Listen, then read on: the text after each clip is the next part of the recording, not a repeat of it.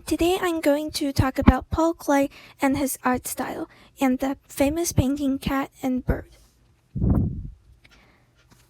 On the upper left you can see Paul Klee's self-portrait. From his self-portrait, you can see the fact that his art style is actually influenced by both Cubism and Fauvism. You can also see that by the other two paintings on this page. On the bottom left, there is this machine-like bird painting, and it's basically a painting of lines and simple colors. Paul Klee's art is often like this, and he simplifies his subjects into lines and color patches or color blocks, just like in these two paintings. This is the painting Cat and Bird. The painting is mainly painted with warm colors except for a few dots of green in the background and for the cat's eyes.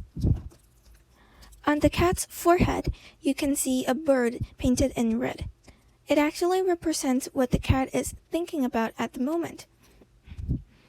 The cat's nose is shaped like a heart, representing the cat's heart's desire. The cat must be pretty hungry at the moment. You can also see that this painting is as well influenced by music. In fact, most of Paul Klee's artworks are influenced by music. You can see in the painting on the right, the color patches are actually lined in a very cool pattern. If you look carefully, it would seem like music rhythm. Most of his paintings are like this, and he actually have paintings of pearly color patches that are even more alike to music rhythms. The Cat and Bird is a very interesting painting.